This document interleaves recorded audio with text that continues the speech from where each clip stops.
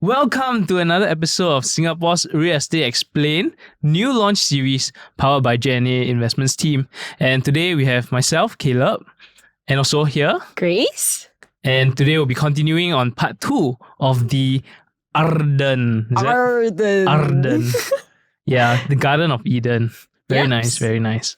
So let's take a look at a recap of the Arden for what we did on the first video. So for those of you who are not familiar, Arden is actually located in between Choa Chu Kang as well as Bukit Panjang. So it's going to be a small development of just 105 units, and it's going to be developed by Qingjian. Yep. So it's going to be launched really soon. And for those of you who are unsure, you can watch back to our first video where we share a little bit more about the land itself, why it got delayed, how much developers actually got it for. So the developers got it at a really good price, actually lower than some of the EC land plots that we are seeing in today's market. That's right. And I know we don't really analyze smaller developments, but this time, because the price is so cheap, is something that we may consider, right? Yeah. So the part 2 will then be on the comparative analysis, where we actually compare it with surrounding new launches as well as the surrounding resales in terms of the pricing as well as the floor plan itself. Okay, so let's dive right into the analysis itself on the new launches. Grace, please share a bit about the comparative new launches in the area. Yep, so if we look at the recent new launches in OCR versus District 23, you can take a look here that per square feet is pretty similar, about 2,070 per square feet. So this is kind of the pricing or the new price trends that we're seeing right now for new launches outside Central region. Usually they're averagely about 2,000 per square feet. So then we also shared what was the average pricing for the Arden. So if you want to learn more about the pricing itself, you can take a look back at our part 1 series. Okay, so maybe Caleb want to take us through what are some of the launches around District 23 recently. Okay, definitely, Grace. So we actually have 3. One of them is, the first one is Dairy Farm Residences. This one was launched in 2018-2019. Yep. Next, we have the Botany that was actually only launched this year, at the start of this year. That was a very, very popular development with over 50% take-up rate. And we also have one more, the most recent one, which we have a video on. That's The Mist. Right next to Cashew MRT. That's right, right next to Cashew MRT. So slightly further away from the Botany and Dairy Farm Residences, which are together near the Dairy Farm area. It's just a couple of meters away is The Mist that is at Cashew. Yeah. But the Arden is actually quite a bit of a distance away from these new launches because it's more at the Phoenix side, Bukit Panjang side. Yeah. Yep. Okay, so for the first new launch comparative will be then the Botany at Dairy Farms. As we know, it has been doing pretty well. More than 50% has been taken up, 53% in fact. And you can see that most of the units that has been taken up is all the smaller units, such as the 1 and 2 bedders. Definitely. There's definitely a lot of demand for new launch in the area, surprisingly, even though it was at 2,000 PSF. Yeah. And I think the reason is because, there hasn't been that many new launches in the area specifically. Yeah. Even though it's not a very, very connected area, Dairy Farm. Yep. But it's incredible, and you can see that similar to other OCR areas, the lower quantum ones are always the ones that always have demand for them, for 1 bedders and 2 bedders. So I think that's when a lot of investors are actually coming in. Sometimes due to budget constraints, that's when smaller units, because of quantum wise, that's when they get taken up quickly. And you can see that the ones that are left behind are more of the higher quantum ones, like the 3 bedders as well as the 4 bedders and 5 bedders. That's right. Okay, so let's take a look at some of the past transactions. So you can see, like what we mentioned, some of the average per square feet pricing about 2,000 range, high 1,009s. Yep, so that's where the average pricing is in the OCR region today. Okay, so let's take a look at the floor plan comparison itself between the Botany as well as the Arden. We just want to take us through the 2-bedroom units itself. All right. So for the Botany, it's actually quite a smaller unit, 678 square feet compared to the Arden at 721 square feet. So usually that's roughly the range. Some 2-bedders can actually go down to 646 standard. These are the standard sizes that they have. So for 678 square feet for the Botany, you can take a look. It's quite an efficient layout. It's a dumbbell layout. You can see that on the left-hand side, you have 1 bedroom.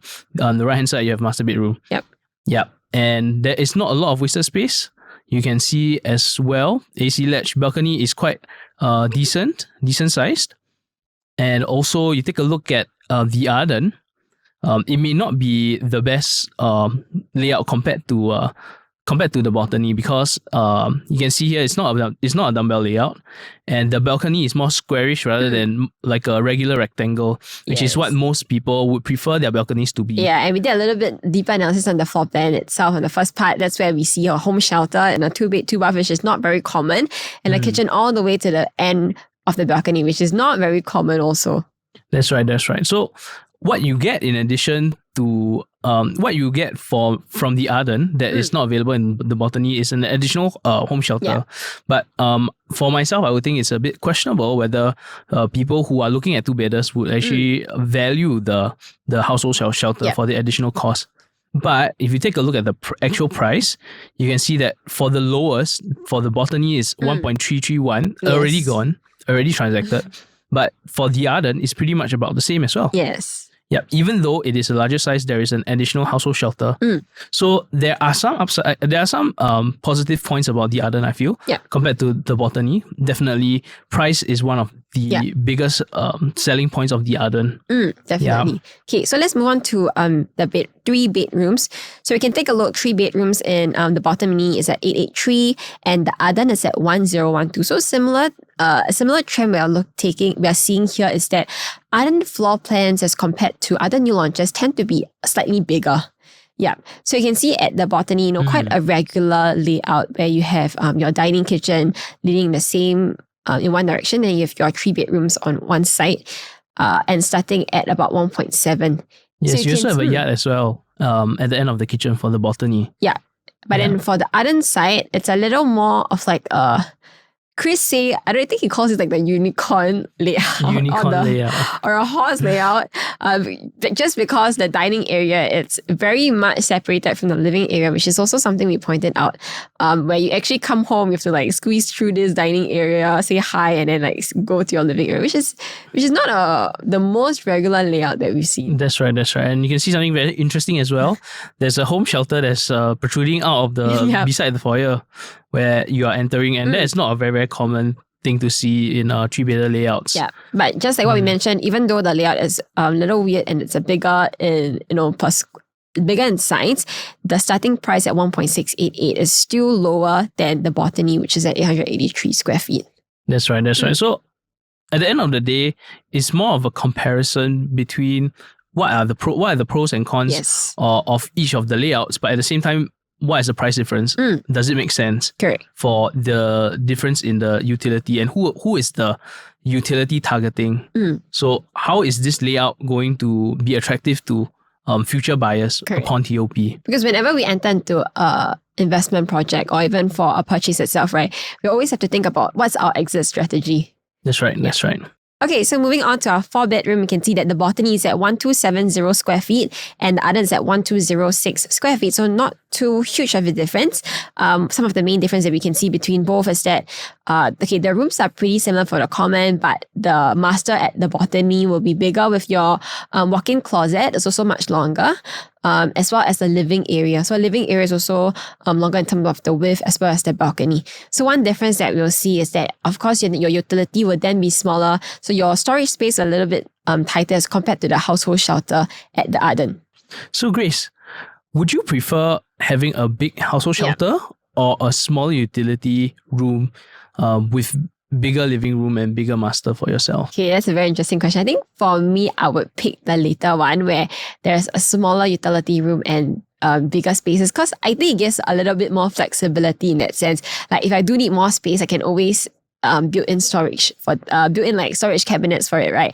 But if like household shelter is already fixed in there, I can't really turn the household shelter into like a living area per se. Yeah. Correct. Okay, so let's move on to the prices itself. We can also see that pricing for the Arden, it's almost 300k lower than the balcony. And that's something that we also point out that in quantum-wise, Arden's 4-bedroom, it's something that it's very competitive. At 2.1, it's usually a 3-bedder that we are looking at the market today. That's right. If you have a family, for example, you have 2 kids and for yourself to stay, then you would have 3 kids for each of the bedrooms, and you and your wife, for example, then you would at minimum need a 4-bedder. And if you're price sensitive, then definitely the Arden will be attractive to buyers that are like this upon TOP. Yeah. Okay, so move on to the next new launch analysis. It will be Dairy Farm Residences. So you can see that for Dairy Farm Residences itself, it has been fully sold out. So no more units available. And if we were to look at transaction prices itself, we can see back then, for some of the last transactors, they were going at about 1,008, some 1,009, even 1,007, 1,006. Yeah, so these are some of the prices that, are in the past, but they are something close that we will be looking at for some of the unit at Arden also. Okay, so moving on, let's take a look at the floor plans for Dairy Farm Residences. Okay, so Caleb, why don't you run us through the numbers for this? Sure. So for the two-bedders, we have 710 square feet for Dairy Farm Residences and 721 square feet for the Arden. So what is the difference? Well, firstly, the Arden has a household shelter, and the Dairy Farm Residences, even though it's similar in size, they actually don't have a household shelter or a storage room. And aside from that, their foyers are both quite narrow, not the most efficient, but otherwise the main bulk of the unit is quite efficient. Yeah, but one of them has, for the Arden, the balcony is more squarish, whereas Dairy Farm Residences, you have a bit more balcony. Yeah, and but when we take a look at the price, you can see that the Arden is actually $300,000 more expensive than Dairy Farm Residences. But that's quite understandable because Dairy Farm Residences was launched about 5 years ago already. Yeah. And the price difference for OCR was very, very different then. Yes, so prices have moved on since. There's not really an apple-to-apple comparison in this case also. That's right. Okay, let's move on to the 3-beta for Dairy Farms versus the Arden. So you can see that Dairy Farms 3-beta is about 936 square feet, and then for the Arden, it's 1012 square feet. In terms of pricing wise, you can see that, Dairy Farms average was about 1.597, and the Arden will be going about 1.688. So in terms of floor plan wise, Dairy Farms is one that's about more regular, where, it's something more common where dining and living is kind of in the same direction, whereas for Arden, like what we mentioned just now, it's more of an odd layout in that sense. Yes, but some of the key difference to highlight is that for Dairy Farm Residences, their bedrooms are all on the same side. That's one. Yeah. The second thing is that they have two balconies actually. Yes. So the amount of space they have for the walkway and as well as the bedroom is a lot smaller, especially given that the whole unit is 936 square feet compared to the Arden. Yeah. So the Arden may be a bit more irregular, but in terms of space, there's a lot more space, and also it's a dumbbell layout. So that can give some additional benefits compared to Dairy Farm Residences for perhaps for renting out or for privacy reasons. Yeah. Okay, so let's take a look at the 4-beta. So Dairy Farm Residences 4-beta is at 1335 square feet, and then the Arden is at 1206.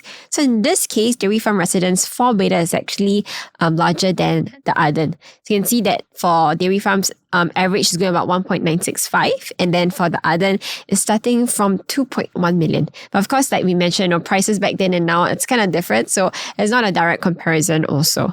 Yeah.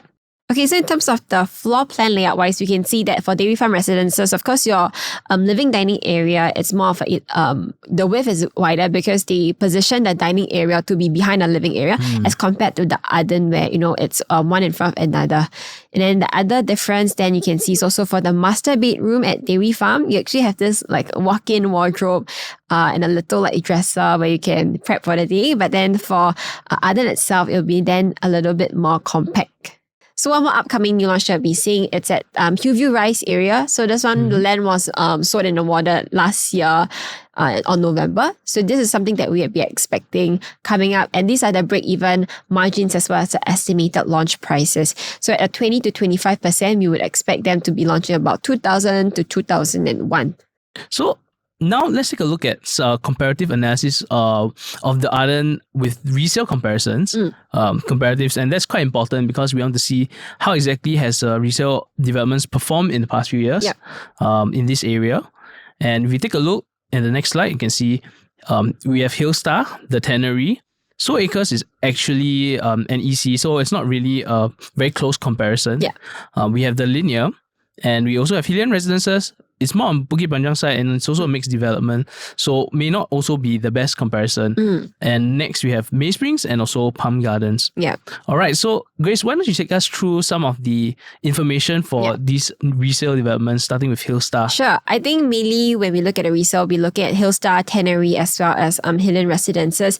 for a closer comparison. So you can see for Hillstar itself, it's just right beside the Arden, and you can see that the tenure is from 2011, quite a mid-sized development at 396 units. So if you're to look at the per square feet or the pricing itself, we can see a lot of the recent per square feet, we're looking at about 1,003, some at 1,002, climbing up to close to about 1,004 per square feet.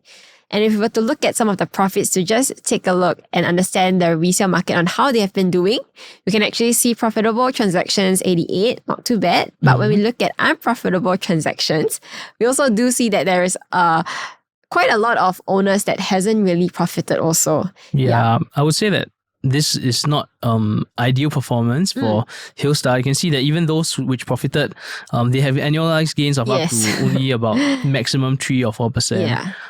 Most of them have only profited about 100,000, and it's not too common that you can see a lot of unprofitable transactions, about 52.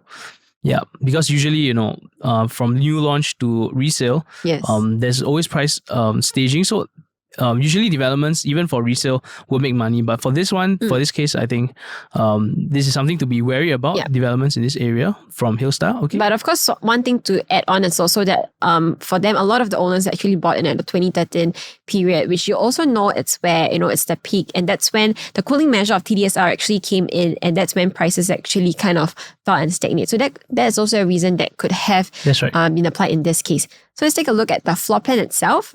So if you look at Hillstar, 2-bed, 1-bath, because it's an older development, of course, the floor plan size would then be larger as compared to the new launches. So at 753, it's only a 2-bed, 1-bath. Last transaction that we saw was 980,000. That brings it down to about 1,300 per square feet. So this was in May 24 this year. So it's compared to the Arden at 721, which is smaller in size, but in this case, you get a 2-bed, 2-bath. So I think for new launches, that's when they actually get the plus point where, because developers understand on how buyers are sensitive towards the quantum, that's when they start building like smaller units also. So you can see that for 2-bed, 2-bath, then we're looking at about 1.323 starting from, and then per square feet wise, we're looking at about 1,800. Okay, so now that we're done with 2-beders, let's just take a look at the 3-bedroom at Hillstar. So for Hillstar-wise, 3-bedder, you're at 1,206 square feet, 3-bed, 2-bath, compared to the Arden at 1,012 square feet, which is also a 3-bed, 2-bath. So you can see that for pricing-wise, Hillstar last transacted was at about 1.4 million back in January this year. And then Arden's starting price is at 1.688. Yeah, so you can see Hillstar, likewise, their living and dining, it's wider. So balcony-wise, of course, you can see that it's also wider and bigger as compared to the Arden. So both also have their own home shelter, so that's pretty similar in terms of the floor plan itself. Okay, so let's take a look at the next one. All right, the next one is the tannery that actually started off quite well with an average of about 1,000, maybe 1,002 PSF, but over the years from 2011, especially you can see from 2011 to 2013, there was a drop because of the TDSR. But even then, subsequently, prices haven't really increased by much. Only from January 2020, when it was very, very underpriced, and it was during the COVID period that actually you can see that it went from about 1,050 to currently about 2,050. Currently it's 1,272 for the month. All right, and we can take a look at the prices in the past. A lot of them for the 2-bedders, you have a 614 square feet, 624, and we have 850 square feet as well. Most of them are around 1 million to about 700,000 to about 1 million. And you can see once again there's a similar pattern, which is that the profitable transactions pretty much has a 1-to-1 ratio almost with the unprofitable transactions. And actually this is really not good, because what we are aiming for, there are a lot of developments out there that have an average. I would say the average should be about 4:1 ratio for profitable to unprofitable. So having a 1-to-1 ratio of profitable to unprofitable is not a very good sign of and when we look at the profitable transactions, some things that we'll be noting is that holding period is very long. So even with such profits like 47K, 75K, 175K that we're looking at, once you actually minus off the costs involved, for example, your agent fees, your stamp duties, ultimately make a your loss. returns, your returns might not be great. You might be breaking even or even making a loss in that sense. I would think that perhaps some of these buyers will be hoping for the prices to go up before they sell. But their hope is that they keep waiting and waiting. Yes. And in the end, instead of cutting their losses, they actually could have, they kind of wasted the next few years where they could have actually cut their losses, get another good property to invest in, and actually made money from that. Yeah, so I think it's not too great for those who bought it for investment purposes. But if you bought it for own stay, then I think that's fine. Yeah. Okay, so moving on, let's look at Qingjian Residences then. This one, completion was in 2017. Quite a mid-sized development at 546 units. So looking at some of the past transactions, recently transacted, we can see per square feet wise, they're about 1,006 to 1,007 kind of range. And I think compared to the last two examples, this profitable and unprofitable transaction ratio, it's on a better side with 104 profitable transactions. And then for unprofitable transactions, we do see 8 of them. But we also want to point out for profitable wise, it's not the greatest also. And you can see that their holding periods have also been some time. So you can see like $361,000 in profits. The holding period was, 3,718 days. That's almost over a 10-year period of time. That's right. And you have to understand that Qingjian Residences is the premium mall in the Bukit Panjang area because it's right at Bukit Panjang MRT, and beside that is Bukit Panjang Plaza as well. So and also not to mention from Bukit Panjang you also have LRT. So in terms of center of connectivity for transport, and in terms of having the best shops and the largest qualitative good aspects of a mall, Qingjian Residences is right above that mall. So this is one of the key reasons I think why Qingjian Residences, despite being in a similar area as the others, actually outperformed them by quite a bit. Okay, so moving on, let's take a look at Qingjian Residences layout. So if you take a look at Qingjian Residences layout, you can see there are some differences. In terms of space efficiency, definitely Arden is actually better because it's more angular, it's more squarish, and whereas Qingjian Residences more angular, like a L shape. And but the thing is that for 710 square feet, the living area and the bedrooms are all quite big. As compared to the Arden, has more walkway space, has a household shelter as well for only 11 square foot more. So in terms of space efficiency, I guess it kind of balances out. In terms of balcony, Qingjian Residences is better than the Arden. The Arden has a very, very small balcony. But in terms of price, you can compare. Qingjian Residences is only about 150 plus K, cheaper than the Arden, about 200 PSF difference. Which is brand new. Yes, which is brand new. But at the same time, the Arden is it's very difficult to compare with Qingjian Residences because Qingjian has all of these other amazing qualitative aspects of being right above Qingjian Mall. And the fact that Arden is also a small development with only 105 units. That's right. Okay, so let's take a look at the 3 bedrooms. All right, you can take a look at 3 bedrooms. Qingjian Residences has 2 balconies, whereas the Arden has 1 balcony. So you can see a kind of a common trend that a lot of the 3-bedders in this area have 2 balconies. So in this sense, if for buyers that don't want to have a lot of balconies, don't want to waste space in balconies, there is a selling angle for the Arden. There is also a study room you can see from Qingjian Residences, whereas the Arden doesn't really have a study room, only a household shelter. So you can see for Qingjian Residences, 1,163 square feet, and the Arden 1,012 square feet. So once again, Qingjian Residences is for 3-bedder is larger than the Arden, but price-wise also quite similar actually. PSF you can see is 1,667 and compared to 1,668, which is very, very similar. But because of the size, the additional quantum of 200 plus K is going to make quite a bit of difference. So in that sense, I think that the Arden does have something that's attractive, which is the price sensitivity of it being $200,000 cheaper than Qingjian Residences, and people tend to be more, once again, sensitive to quantum in OCR, especially in Choa Chu Kang, Bukit Panjang area. Okay, so let's move on to the 4 bedrooms at Qingjian Residences. For 4 bedroom, we're looking at 1,356 per square feet at 2.27 million.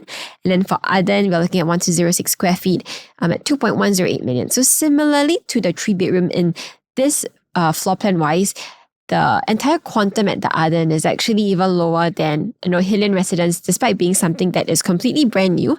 But of course, you're looking at a smaller size and a smaller development. So if you can look at Hillian Residences itself, for the balcony, like what we mentioned, there are 2 balconies, one in the living area and the other is at the master bedroom as well as the 4th bedroom. It's more of like a planter kind of balcony where you can kind of just open the windows, head out for a breather kind of thing.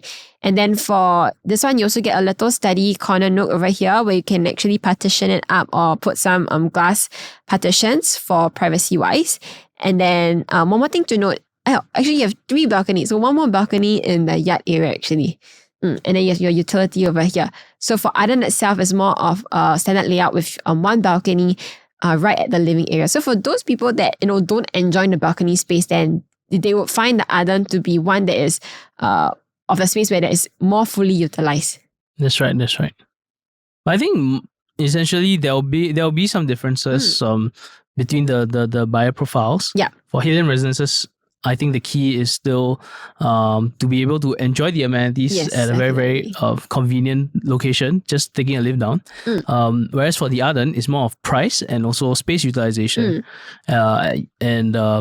So essentially, there would be, I would think, 2 different types of buyers that they'll be targeting. Yeah. So I think we've come to the end of the comparison for part 2 of the Arden. Any last thoughts that you want to share with our audience? Wow. I think this is the first time that we are analyzing a small development. We usually do not recommend small developments for a few reasons.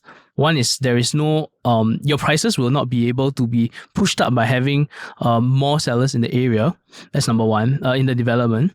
Number 2, the prices will also be more volatile because of the low transaction volumes, which makes your investment less consistent, less reliable. Yeah.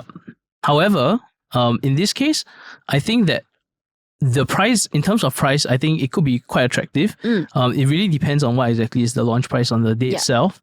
But I would say that about 1,600, 1,700 could be quite attractive of a starting launch price for a 2023 development, considering all of the other options are all going, even for the OCRs, are going about 2,000 plus already for 2-bedder.